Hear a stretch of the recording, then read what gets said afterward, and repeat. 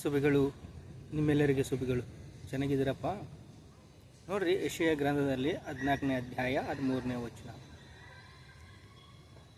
ನಿನ್ನ ಮನಸ್ಸಿನಲ್ಲಿ ನಾನು ಆಕಾಶಕ್ಕೆ ಹತ್ತು,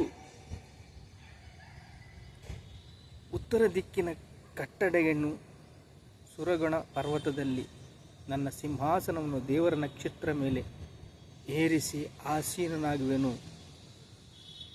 ಉನ್ನತ ಮೇಘಮಂಡಲದಲ್ಲಿ ಏರಿ ದೇವರಕ್ಕಿಂತಲೂ ತನ್ನ ಸ್ಥಾನವನ್ನು ಹೆಚ್ಚಿಸಿಕೊಳ್ಳುತ್ತಾ ಇದ್ದಾನೆ. ದೇವರಿಗಿಂತಲೂ ತನ್ನ ಸ್ಥಾನವನ್ನು ಹೆಚ್ಚಿಸಿಕೊಳ್ಳುವ ಸೈತಾನನ ದೂತರನ್ನು ನರಕಕ್ಕೆ ಒಂದು ಮೂಲೆಗೆ ಕೆಡವಿಬಿಟ್ಟು ಅವರಿಗೆ ನಿತ್ಯ ನರಕಾಗ್ನಿಯನ್ನು ನೇಮಿಸಿದ್ದಾನೆ. ಉತ್ತರ ದಿಕ್ಕಿನಲ್ಲಿ ಸಭಾಪರ್ವತ ಮಂದಿರದ ಎತ್ತರಕ್ಕೆ ತನ್ನನ್ನು ಹೆಚ್ಚಿಸಿಕೊಂಡ ಗರ್ವ ಸಾತಾನನು ತನ್ನ ಗರ್ವದಿಂದ, ತನ್ನ ಬಲದಿಂದ, ತನ್ನ ಶಕ್ತಿಯಿಂದ, ಅವನಕ್ಕಿಂತ ಶಕ್ತಿ ಯಾರಿಗೆ ಕೊಟ್ಟಿಲ್ಲ ಅವನಿಗೆ. ಏಕೆಂದರೆ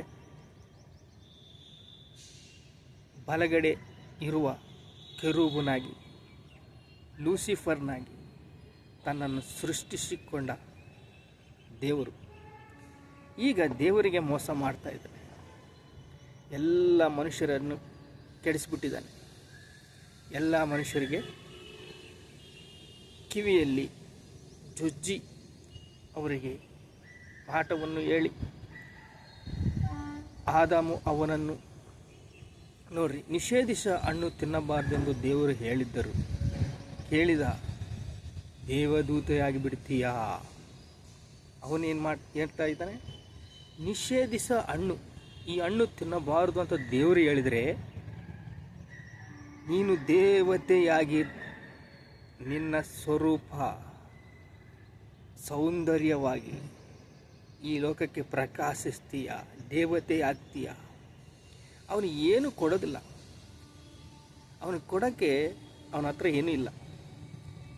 ಈಗ ಹೇಳಿ ಎಲ್ಲರೂ ಮೋಸ ಮಾಡಿ ನರಕಕ್ಕೆ ಕರ್ಕೊಂಡು ಹೋಗ್ಬೇಕಂತ ತಾನು ಸಿದ್ಧ ಮಾಡಿಕೊಂಡಿದ್ದಾನೆ. ತನ್ನ ಪ್ರಣಾಳಿಕೆ ಸಿದ್ಧ ಮಾಡಿಕೊಂಡಿದ್ದಾನೆ. ಎಲ್ಲ ಭೂಜನರನ್ನು ಅಳಿಸಿಬಿಡ್ತಾ ಇದ್ದಾನೆ. ದೇವದೂತರ ಆಗ್ಬಿಡ್ತೀಯ ಅಂತ ಸೈತಾನನು ಎಷ್ಟೋ ಉದ್ಯೋಗದಲ್ಲಿ, ಹೊಲ ಕೆಲಸಗಳಲ್ಲಿ ಎಷ್ಟೋ ಭೇದ ವಿಭಿನ್ನ ಮಾಡ್ತಾನೆ. ಅಮೇರಿಕದಲ್ಲಿ ಉದ್ಯೋಗವಿದೆ, ಎಷ್ಟೋ ಲಕ್ಷಗಳು ಖರ್ಚು ಮಾಡ್ತಾ ಇದೆಯಾ, ಡಾಕ್ಟರ್ ಓದ್ತಾ ಇದೆಯಾ, ಕಲೆಕ್ಟರ್ ಆಗ್ತಾ ಇದೆಯಾ, MLA ಆಗ್ತೀವಿ, MP ಆಗ್ತಿದೆಯಾ, ನಿನಗೆ ಕೆಟ್ಟ ಮಾತುಗಳನ್ನು ಹೇಳಿ ನಿನ್ನ ಮನಸ್ಸನ್ನು ಕೆಡಿಸಿಬಿಡ್ತಾನೆ. ದೇವರ ಕಡೆಗೆ ತಿರುಗದ ಹಾಗೆ ನಿನ್ನ ಟ್ರ್ಯಾಕನ್ನು ಪಕ್ಕದಾರಿ ಪಡಿಸ್ತಾನೆ. ನೀನು ದೇವರ ಸ್ವರೂಪದಲ್ಲಿ ಸೃಷ್ಟಿಸಿದೀಯಾ? ಲೋಕವನ್ನು ಆಳ್ಕೆ ಮಾಡುವಂತಂದು ದೇವರು ನಿನಗೆ ನೇಮಿಸಿದ್ದಾನೆ. ಈ ಲೋಕದಲ್ಲಿ ನೀನು ಆಳಬೇಕು ಆದಾಮ ಅಂತ ಹೇಳಿದ್ದಾನೆ. ಅಧಿಕಾರವು ಮಂಡಲ ಮಾನವನು ಸೃಷ್ಟಿಸಿದನು. ಅಧಿಕಾರವು ಮಾಡಲಿಕ್ಕೆ ಮಾನವನನ್ನು ಸೃಷ್ಟಿಸಿದನು. ನ್ಯಾಯವಾಗಿ ಜೀವಿಸಬೇಕು ಅಂತ ಸೂಚಿಸಿದನು. ಆದರೆ ಸುಳ್ಳಿಂದ ಮನುಷ್ಯರಿಗೆ ಮೋಸ ಮಾಡುತ್ತಾ, ನರಹತ್ಯೆ ಮಾಡುತ್ತಾ, ಸುಳ್ಳು ಹೇಳುತ್ತಾ ಅವರ ಆತ್ಮವನ್ನು ಕದ್ದು ನರಕಕ್ಕೆ ಒಯ್ಯಬೇಕು ಅಂತ ಅವನು ತೀರ್ಮಾನ ಮಾಡಿದ್ದಾನೆ. ದೇವರಿಗೆ ನೀನು ಉಲ್ಟ ಮಾತಾಡು, ದೇವರನ್ನು ದೂಷಿಸು ಅಂತ ಎಲ್ಲ ಹೇಳಿ ನೋಡ್ರಿ ಹೆಂಗೆ ಮೋಸ ಹೋಗ್ತಾರೆ ಅಂದರೆ, ಸ್ತ್ರೀ ಬಲಹೀನರ. ಈ ಸ್ತ್ರೀಯಿಂದ ನಾವು ಸ್ವಲ್ಪ ಸೈಡ್ ಆಗ್ತೀವಿ. ಏಕೆಂದರೆ ಅವಳ ಮಾತು ಕೇಳಬೇಕು, ಹೆಂಡತಿ ಮಾತು ಗಂಡ ಕೇಳಬೇಕು. ಆದರೆ ಇಲ್ಲಿ ಮೋಸ ಮಾಡ್ತಾ ಇದ್ದಾನೆ. ಹೆಂಗೆ ಮೋಸ ಮಾಡ್ತಾನೆ? ನಮ್ಮ ಕಿವಿಯಲ್ಲಿ ಜೊಜ್ಜುತ್ತಾನೆ, ಜೊಜ್ಜಿ ನಮ್ಮನ್ನು ಕೆಡಿಸ್ಬಿಡ್ತಾನೆ. ಆಮೇಲೆ ಸ್ತ್ರೀ ಮೇಲೆ ತನ್ನ ಆಳ್ವಿಕೆ ಮಾಡಿ ಒಂದು ಕೆಟ್ಟ ವಾರ್ತೆಯನ್ನು ತಂದು ನೋಡ್ರಿ, 1 ಪೇತೂರು 3ನೇ ಅಧ್ಯಾಯ 7ನೇ ವಚನ. ಆದರೆ ಪುರುಷರೇ, ಅದೇ ರೀತಿಯಾಗಿ ಪುರುಷರೇ, ಸ್ತ್ರೀ ಪುರುಷರು ನಿಂತಲೂ ಬಲಹೀನಳು, ಪುರುಷನಿಗಿಂತ ಸ್ತ್ರೀ ಬಲಹೀನಳು ಎಂದು ಜ್ಞಾಪಕ ಮಾಡಿಕೊಳ್ಳ್ರಿ. ನಿಮ್ಮ ಹೆಂಡತಿಯರ ಸಂಗಡ ವಿವೇಕದಿಂದ ನಡೆದುಕೊಳ್ಳ್ರಿ. ಯಾಕೆಂದರೆ ನಿಮ್ಮನ್ನು ಕೆಡಿಸೋದಕ್ಕೆ, ಕೆಟ್ಟ ದಾರಿಯಲ್ಲಿ ನಡೆಸೋದಕ್ಕೆ ನಿಮ್ಮ ಹೆಂಡತಿ ಅವನು ಕಿವಿಯಲ್ಲಿ ಜೊಜ್ತಾನೆ. ನಿಮ್ಮ ಪ್ರಾರ್ಥನೆಗಳಲ್ಲಿ ಅಡ್ಡಿಯಾಗಿ ಇರುವುದಿಲ್ಲ. ನೀನು ಗುರಿಯಾಗಿ ನಡೀತಾ ಇದೆಯಾ? ದೇವರ ಸಹವಾಸದಿಂದ ನಡೀತಾ ಇದೆಯಾ? ದೇವರ ಕೃಪೆಯಿಂದ ನಡೀತಾ ಇದೆಯಾ? ನಿನ್ನ ನಡೆ ಕೃಪೆ ಪ್ರಯಾಣವಾಗಿದೆಯಾ? ಆದರೆ ನೀನು ವಿವೇಕದಿಂದ ನಡ್ಕೊಂಡ್ರೆ ನೀನು ಆದಾಮನ ಹಾಗೆ ಕೆಟ್ಟ ದಾರಿಯಲ್ಲಿ ನಡೆಯೋಕ್ಕಾಗಲ್ಲ. ನಾನೇ ಮಾರ್ಗವು, ನಾನೇ ಸತ್ಯವು, ನಾನೇ ಜೀವ ಅಂತಂದು ಯೇಸು ಕ್ರಿಸ್ತ ಹೇಳಿದ್ದಾನೆ. ನೋಡ್ರಿ, ಏಕ ಮನಸ್ಸು ಉಳ್ಳವರಾಗಿ ಪರರ ಸುಖದಲ್ಲಿ ಸೇರುವವರಾಗಿರ್ರಿ. ಕ್ರೈಸ್ತರ ಮಕ್ಕಳೇ, ಪರಸ್ಪರ ಪ್ರೀತಿಯು ಹಿಂಸೆಯು ಕಾಲದಲ್ಲಿ ಶಾಂತ ಮನಸ್ಸು ಇರಬೇಕು. ನಿಮಗೆ ಯಾವುದಾದ್ರೂ ಹಿಂಸೆ ಬಂದಿದೆನಾ? ಕಷ್ಟ ಬಂದಿದೆನಾ?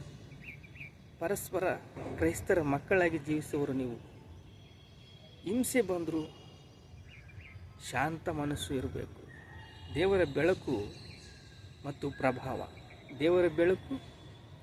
ಪ್ರಭಾವ ನಿಮ್ಮ ಮೇಲೆ ಪ್ರಕಾಶಿಸುತ್ತದೆ. ವಾಕ್ಯ ಸ್ವರೂಪಿಯಾಗಿ ನೀನಿದ್ದೀಯ. ವಾಕ್ಯವನ್ನು ಹೃದಯದಲ್ಲಿ ಇಟ್ಕೊಂಡ್ರೆ ಭೂಮಿ ಆಕಾಶಗಳು ಗತಿಸುತ್ತವೋ, ಆದರೆ ನನ್ನ ಮಾತುಗಳು ಗತಿಸುವುದಿಲ್ಲ ಅಂತಂದು ದೇವರು ಮಾತು ಕೊಟ್ಟಿದ್ದಾರೆ. ದೇವರ ಬೆಳಕು ಮತ್ತು ಪ್ರಭಾವ ನಮ್ಮ ಮೇಲೆ ಪ್ರಕಾಶಿಸಬೇಕು. ದೇವರ ಕಡೆಯಲ್ಲಿ ನಂಬಿಕೆಯಿಂದ ಜೀವಿಸಬೇಕು. ನಂಬಿಕೆ ಉಳ್ಳವರಾಗಿ ದೇವರ ವಾಕ್ಯವು ದಿನವೂ ಆಹಾರವು ಸೇವಿಸಬೇಕು. ನಿಷೇಧಿಸಿದ ಹಣ್ಣಿಂದ ತಿಂದು ಅವ್ವ ಆದಾಮಳು ಕೆಟ್ಟೋಗಿ ಸೈತಾನನಿಗೆ ಅಧಿಕಾರ ಕೊಟ್ಟುಬಿಟ್ರು. ಈಗ ಯೇಸು ಕ್ರಿಸ್ತನು ರಕ್ತವನ್ನು ಸುರಿಸಿ ಪ್ರಾಣವನ್ನು ಕೊಟ್ಟು ಆ ಅಧಿಕಾರವನ್ನು ಸೆಳೆದುಕೊಂಡು ರಾಜ್ಯವು, ಶಕ್ತಿಯು, ಬಲವು ಈಗ ಕ್ರಿಸ್ತನದಾಯಿತು. ಕ್ರಿಸ್ತಿಗೆ ಸಮರ್ಪಿಸಿದವು, ಕ್ರಿಸ್ತನಿಗೆ ಆಧಾರವಾದವು. ಸರ್ವ ಭೂಮಿ, ಸರ್ವ ಸೃಷ್ಟಿ ಈಗ ದೇವರದಾಯಿತು. ದೇವರ ರೂಪದಲ್ಲಿ ಸೃಷ್ಟಿಸಿದ ಮನುಷ್ಯನು ದೇವರ ರೂಪಕ್ಕೆ ಕರ್ಕೊಂಬರ್ಬೇಕಂದ್ರೆ ನಾವು ಈ ಸತ್ಯವನ್ನು ಅನೇಕ ಜನರಿಗೆ ತಿಳಿಸಬೇಕು, ಅನೇಕ ಜನರಿಗೆ ಹೇಳಬೇಕು. ಏಸಪ್ಪ ಶಿಲುಬೆಯಲ್ಲಿ ರಕ್ತ ಸುರಿಸಿದಾನ, ಪ್ರಾಣ ಕೊಟ್ಟಿದ್ದಾನ, ನಮ್ಮ ಪಾಪಗಳನ್ನು ಒತ್ತಿದ್ದಾನ. ನಾವು ಈ ಸತ್ಯವನ್ನು ಎಲ್ಲರಿಗೆ ಹೇಳಬೇಕು. ಎಲ್ಲರಿಗೆ ಹೇಳಿ ಅವರ ಸುವಾರ್ತೆಯಿಂದ ಅದ್ಭುತ ಕಾರ್ಯಗಳನ್ನು ನೋಡಿ, ಆಶ್ಚರ್ಯ ಕಾರ್ಯಗಳನ್ನು ನೋಡಿ ರಾಜ್ಯ ಆಳ್ಬೇಕು. ದೇವರ ಆಳ್ವಿಕೆಯಿಂದ ನಾವು ನಡ್ಕೋಬೇಕು. ದೇವರ ಪ್ರೀತಿಯಿಂದ ನಾವು ನಡ್ಕೋಬೇಕು. ನಿನ್ನ ಹಾಗೆ ನಿನ್ನ ನೆರೆಯವರನ್ನು ಪ್ರೀತಿಸು. ನಿನ್ನ ಪೂರ್ಣ ಉದಯದಿಂದ, ನಿನ್ನ ಪೂರ್ಣ ಆತ್ಮದಿಂದ, ನಿನ್ನ ಪೂರ್ಣ ಶಕ್ತಿಯಿಂದ, ನಿನ್ನ ಪೂರ್ಣ ಬಲದಿಂದ ದೇವರನ್ನು ಆಶ್ರಯಿಸು, ಸೇವಿಸು, ಸ್ತುತಿಸು, ಆರಾಧಿಸು. ಪ್ರಾರ್ಥನೆ ಮಾಡ್ಕೊಳ್ಳೋ ತಂದೆ, ನಿಮಗೆ ಸ್ತೋತ್ರ. ಏಸಪ್ಪ, ನಿನಗೆ ಸ್ತೋತ್ರ. ಕ್ರಿಸ್ತನ ಸಂಗಡ ರಾಜ್ಯ ಆಳ್ವಿಕೆ, ಸಹವಾಸ, ವಿಧೇಯತೆ, ಐಕ್ಯತೆ ಕಾಪಾಡಿಕೊಳ್ಳುವುದಕ್ಕೆ ಕೃಪೆ ಕೊಟ್ಟಿದೆಯಾ? ಐಕ್ಯತೆ ನಮಗೆ ಬೇಕು, ಸಹವಾಸ ನಮಗೆ ಬೇಕು, ದೇವರನ್ನು ಸೇವಿಸುವುದು ನಮಗೆ ಬೇಕು, ದೇವರ ಕೃಪೆ ನಮಗೆ ಬೇಕು, ದೇವರ ಸನ್ನಿಧಾನವು ನಮಗೆ ಬೇಕು. ನಾವು ದೇವರನ್ನು ಸ್ತುತಿಸ್ತಾ ಇದ್ದೀವಿ, ಘನಪಡಿಸ್ತಾ ಇದ್ದೀವಿ, ಮಹಿಸ್ಮಯಪಡಿಸ್ತಾ ಇದ್ದೀವಿ. ಯೇಸು ಮಸ್ಸಯ್ಯಕ್ಕೆ ಜೈ. ತಂದೆ, ನಿಮಗೆ ಸ್ತೋತ್ರ, ಘನತ, ಮಹಿಮೆ, ಪ್ರಭಾವಗಳು ಚೆಲ್ಲಿಸ್ತಾ ಇದ್ದೀವಿ ತಂದೆ. ಆಮೇಲೆ